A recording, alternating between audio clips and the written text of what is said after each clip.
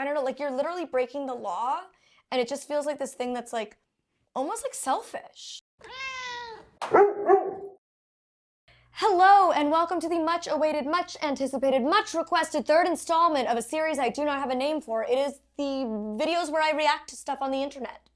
This is the third video. I am very excited today. All I am aware of is that we are reacting to clips of ESAs, otherwise known as emotional support animals, which are often just a normal pet that people pretend is a service animal and is not. Service animals are animals that perform specific tasks that help mitigate a symptom of a disability, i.e. Elton guides me to things because I'm blind. But ESAs do have the right to live in buildings where pets are not allowed, and maybe to fly. They used to be allowed to fly, and then the rules changed, and because I don't have an ESA, I have a real service dog, I don't keep up with it. Let's find out. Maybe we'll find out in these videos. Headphones are on, laptop is out. It is go time. Let's get into the good, the bad, and the ugly. Right, shall I shut this before he tries to get out? Emotional support animals, known as ESAs, have exploded across America in recent years, with controversy never far away. I find it interesting that it does seem to be like an American-specific problem. I don't know why that is, if it's just like the way that the laws are set up here. It doesn't seem to be, from like what I hear from my followers over the years whenever I have talked about this issue, it doesn't seem like it's as prevalent in like Europe or Asia, or even in Canada, just across the border. But weigh in. Have times changed since we last discussed this as a community? Let me know. But this is like a British guy discussing it, and he's saying it's an issue pervasive in America specifically, so, well. An emotional support animal had a ticket, but United wouldn't let him on board. Every time a peacock appears in an airport or a hamster gets flushed down the toilet, the row around their use ignites again. I'm not going to let them take my goats. ESAs. Peacocks, hamsters, goats, I've heard of pigs, ducks, like, that's where we're getting, like, ridiculous. Sandra, leave your pig at home. Leave the pig at the farm where it belongs. Don't bring your 80 or 90-pound pot-bellied pig on a flight and don't expect an issue. Like, I completely understand that we develop bonds with our animals regardless of the species they are, and that we can find support through their love and affection and just their presence. As somebody who, for most of my life, has struggled with mental health, I have had multiple diagnoses in my lifetime, from situational depression to generalized anxiety to complex PTSD. I've been medicated, I've tried every form of therapy, I've done it all, okay? I truly get it, and it's one of many reasons why I do love having a guide dog. Beyond just the guiding, it does provide me emotional support. But I think that there comes like there's a limit to like where we're bringing these animals, what animals we're bringing. Are they safe? Are they trained? Are they prepared for public access? Because real service dogs go through a lot of training to be prepared for the sights, the sounds, the smells, the amount of people that they're going to be interacting with in places like airplanes and airports, which are chaotic for humans. And I think that it's so important to have multiple coping strategies to manage your mental health and not just relying on one thing, being an animal. Obviously, ESAs are entirely different from psychiatric service dogs. We're not discussing psychiatric service dogs. That's a valid thing. But if you don't qualify for and require a psychiatric service dog who has skills and tasks it performs to mitigate, say, a PTSD flashback, for example, you cannot treat your normal pet who may or may not be well trained and prepared for public access. You can't be passing that off as if it's a real service dog. But critics argue the system is being exploited by pet owners without genuine mental health problems. That's just a bit of Velcro, right? Now, with airlines and stores across the US drawing up their own rules around animal access, has the rise of the emotional support animal gone too far? So Wally's going to be this long. Or are the more exotic animals sensationalizing and diluting a growing solution to mental health conditions. The real epidemic is the mental health problem in America. Mm-hmm.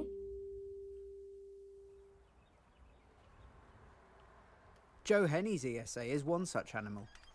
Hello, Joe. How you doing? A 4-year-old American alligator rescued from Disney World in 2016. What? Months after a bigger gator had attacked and killed a 2-year-old boy. I remember that story. That's about his meal size. When was the last time he ate? About 3 months ago. Well, 3 months. he's eaten once in 3 months. What did he eat? Truly, I do not care. Like, great. Get your alligator into a rental property that doesn't allow pets. Fine. I don't care. It doesn't affect me. It's in your own home.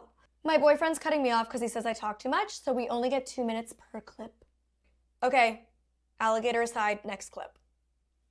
Trina, from snakes around your neck to turkeys on an airplane, people have developed strong bonds with all kinds of animals. Here are 12 of the most unusual emotional support and service animals people have actually owned.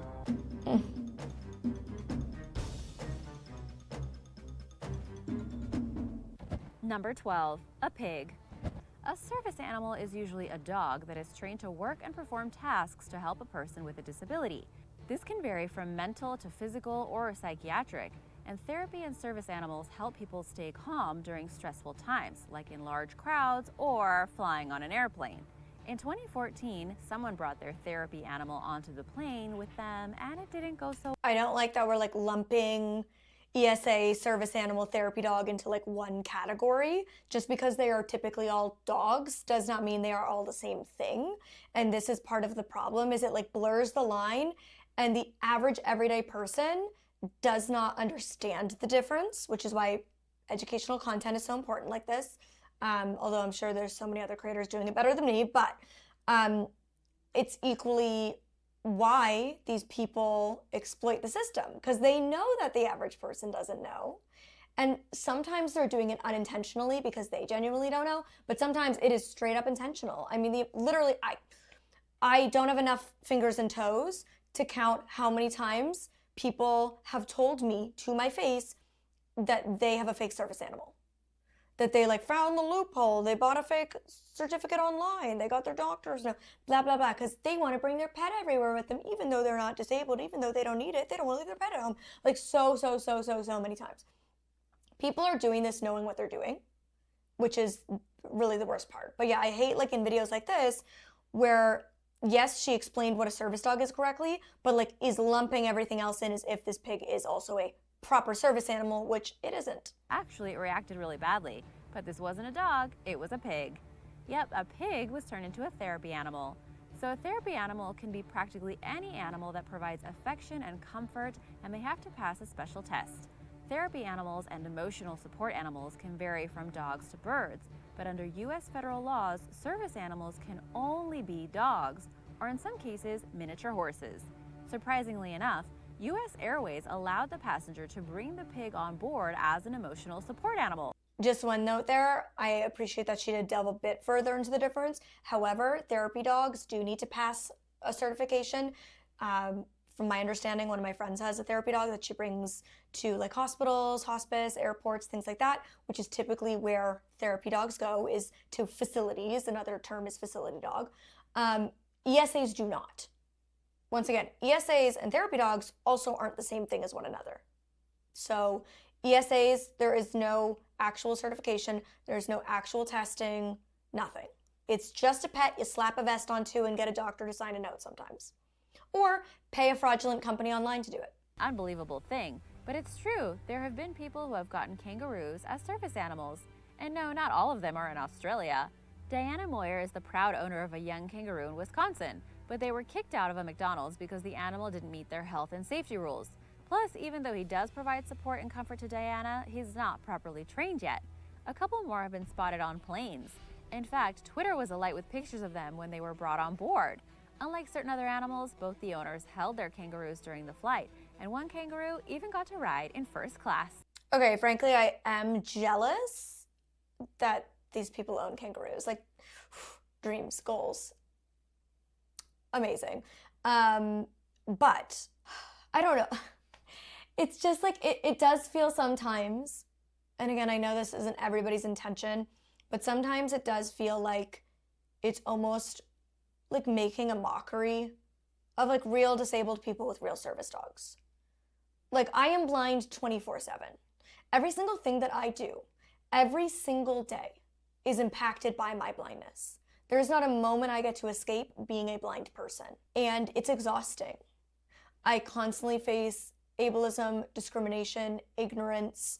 I'm constantly having to educate people, not just online, this is the job I chose, but IRL, which people don't know that this is the job I chose, you know? Like, it just feels like to be like, but I want to bring my pet with me because it makes me happy and helps me be less anxious. Like, again, like, we need other coping strategies to deal with these things than just bringing an untrained animal. And I kind of talked about this like recently in my hot takes, my disability hot takes. Frankly, I actually don't care. Like, if your dog is well behaved and behaves like a service animal should, even if it isn't one, bring it into the store. It's not impacting me.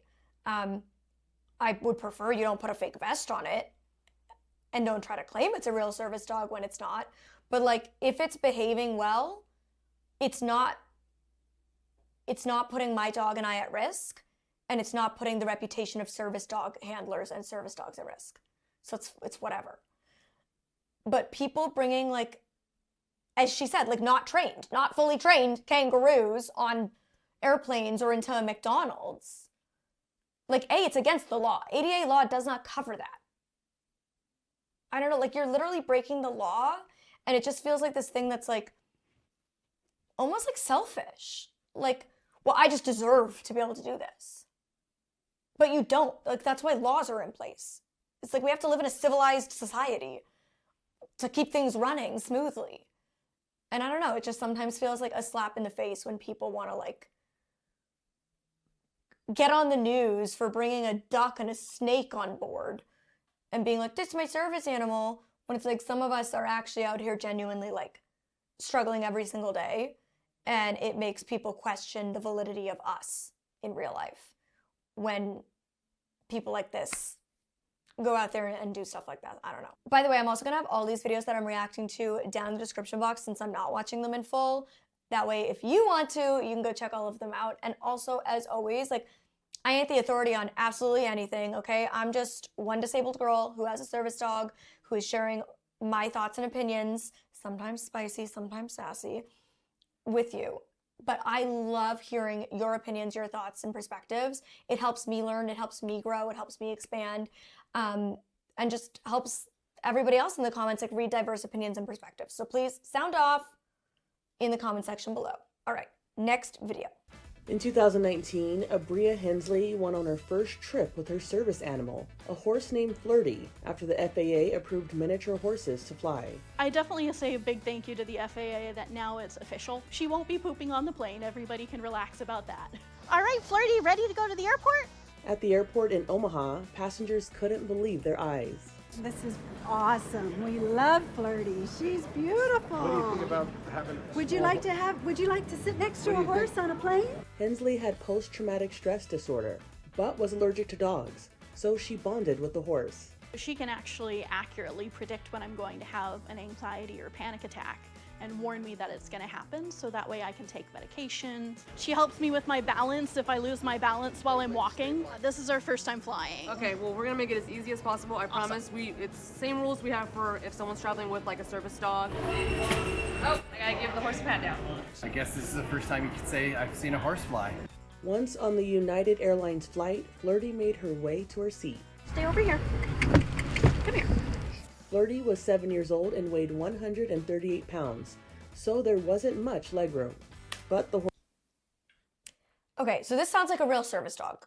She specifically has a diagnosis and outlined what tasks it's providing.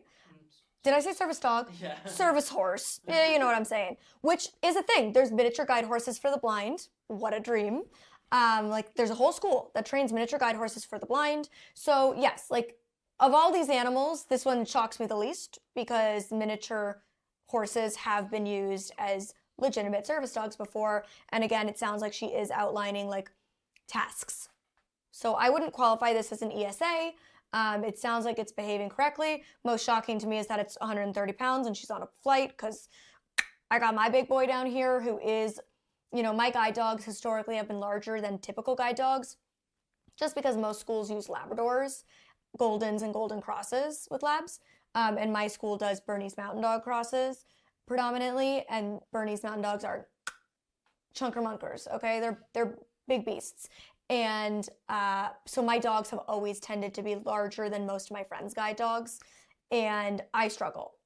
Planes are getting smaller and smaller, it feels like. So I commend her. I would be very intrigued. Obviously, I can't see. So I'd be very intrigued to understand, does she have an extra seat next to her? Yeah, do you want me to describe it? Yeah, could you? Okay, so yes, she must have had to buy 2 additional seats. Okay. So she has the whole row of 3, so that way the horse can stand like in front of the seats, but in, you know, next to her, like as squished in as she can get it. So that does make a bit more sense to me than like having 2 other people next to her that are strangers. Like that would be very challenging. I mean, I'm not saying the only service animals should be dogs, but it's more like the delineation of service animal and ESA, and what the actual government and the ADA law states can be a service animal, which, like they said, like it does include miniature horses, but it like doesn't include crocodiles and ducks and squirrels, as some people try to pretend. One way, like I think it's the commonality with almost all of these videos is flying on airplanes, which, as I said, like ESAs, the only things they do have historically the legal rights to in America is flying on airplanes and living in rentals that don't typically allow pets. Which is why, again, like if it's in your home, it's not affecting any of us, but when it's on an airplane, it is affecting other people. So that's why I think it gets the most publicity. The one thing I'll say is since 2020, I noticed a lot of airlines had time when nobody was flying to reflect and change a lot of their policies. I don't know how this has impacted ESAs specifically. I feel like a lot of airlines were like getting more strict about it because of how ridiculous it was starting to get, and it was starting to cause issues. Like I had an experience where I wasn't able to get on a plane because there was so many animals already booked on that flight. What? Like since when is there actually like 10 disabled people with real service dogs on a plane? There isn't. Like, so it was obviously a lot of ESAs. And a lot of people aren't even actually struggling with mental health and do derive emotional support. They're strictly wanting to bring their pet on for free. Or not like put it in the cabin. And this is the loophole.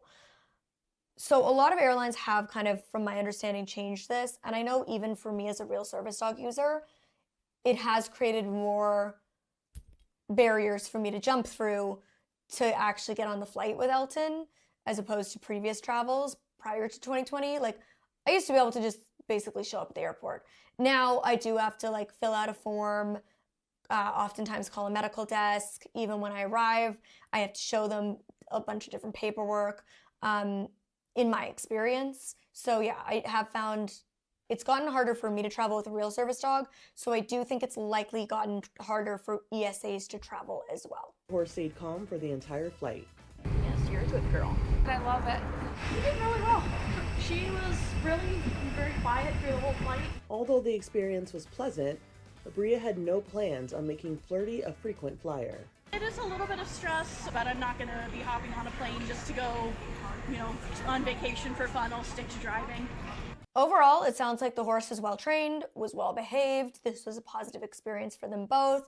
I also think it's okay as a service dog handler to recognize, and this has been a journey for me, like I used to feel like I always had to have my dog with me. I used to feel like I always had to have my dog with me, and now I've realized like there are times when it makes sense to bring him, and there's times when it doesn't. And I think it sounds like she has a similar perspective of like, it doesn't make sense to always fly. If I can, I'll drive. Perhaps leave the horse at home if I'm going on certain trips. Like a very balanced perspective on her, experience as a service dog handler, or service horse handler, I should say. Well, since the pandemic, there's been a dramatic rise in the number of emotional support animals. Yeah, and that got our answers desk thinking, have you noticed all the different types of animals that seem to qualify for that distinction? Here's CBS 13's Tony Lopez. Again, there's no such thing as qualifying for that distinction. It's just claiming it. That's it. Getting the vest, maybe a fraudulent doctor's note, maybe a real one, and then just saying it. There's no qualification. Support animal, you think dog, right? Well, more pet owners are thinking outside the box. What are you doing? Yep, that's a woman kissing a skunk, but not any skunk. This is an emotional support skunk, just one of a few of the more exotic critters able to get that distinction. I said, you're not taking my squirrel, sorry. That's an emotional support squirrel taken off a plane because the airline says rodents are not allowed. The owner is now suing. So just how easy is it to get a pet declared an emotional support animal? Well, first you have to get a licensed therapist to certify that you have a mental health disability and the animal's presence improves your condition.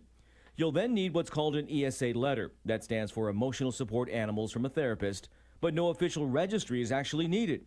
Airlines used to allow more emotional support animals, but a couple of years ago, as more people obtained ESA letters for their peacocks, kittens, pigs, and yes, crocs, and not the kind you slip on your feet, they cracked down, and most airlines only allow qualified service dogs. Experts say the dramatic rise in emotional support animals can be tied. Okay, yeah, so that kind of like verified what I was just talking about. I do think a lot of airlines have cracked down because it was truly just getting too ridiculous. The audacity of that woman to sue about the squirrel when it... Also, sometimes airlines put these things in place because it's actually not safe for your pet. Like, it is not safe for that breed of animal or that species.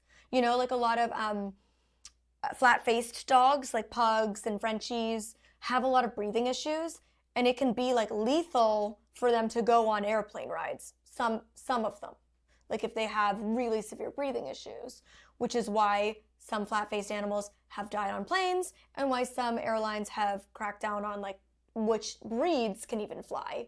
Like, so they might not have, like, there's no rodent policy, like, might be for the safety of your own squirrel. I don't know. I'm gonna have to follow up with that case. Tied to a couple of things. First, the pandemic, as more people relied on our pets for companionship. And secondly, the need for housing, because right now, landlords are required to accept pets if the tenant has an ESA letter. From the Answers Desk, I'm Tony Lopez. Back to you. The one thing I'll say is, well, yes, technically, originally it was like you have to have a letter from a certified therapist. Truly, you can just go online now and just pay for it. Like, you don't actually have to go to your therapist, and that's why it got so out of control, is people realize that.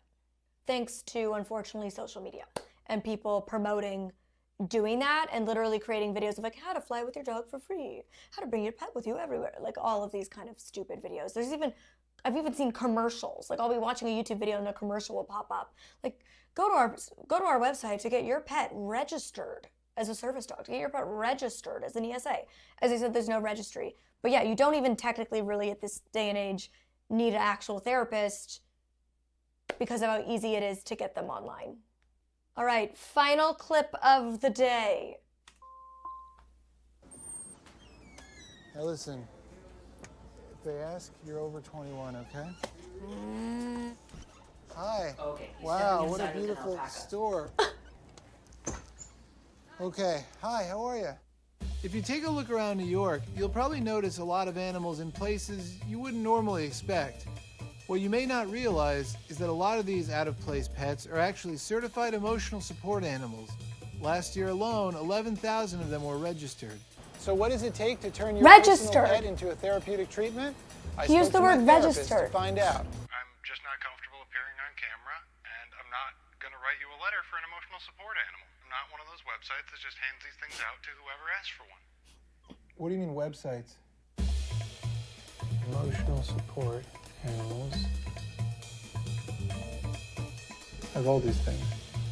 After a short search online, I found a website that would certify me for an emotional support animal. I answered questions about my feelings of anxiety and gloom without exaggerating. Of course, I also had to pay $200 or something like that, which is a lot. Cat, dog. I would love to know how much these companies make selling fake vests, fake certifications, fake doctor's notes, fake registries. truly the amount of times when I go in somewhere nowadays and I get asked to show my certification or my registry. Like, it's often. And of course, I educate them, ADA law, you're only allowed to ask this question and this question. But like, it's this stuff that has created this idea that some kind of certification or registry exists. And when I tell them that it doesn't, they go, well then, what about the people who do show me? And I go, they're fake. End of story. That's immediately how we know that they are fake. But it's like, they make me look like the faker. Like, the fakers make me look like the faker. And that's what I mean. It's like literally damaging the lives of actual disabled people who, frankly, already have enough struggle. This is my emotional support animal. Note from my therapist that says I can bring her around anywhere, so. To my relief, the letter worked. Okay.